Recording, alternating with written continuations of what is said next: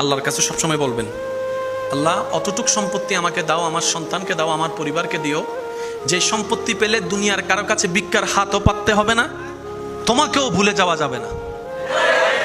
আল্লাহ অতটুক সম্পত্তি আমাকে আমার বংশধরকে দিও, যে সম্পত্তিটা পেলে তোমার দরবারে শুকরিয়ার নামাজও বাড়াই দিব, মানুষের উপর দয়ার হাতটাও বাড়াই দিব।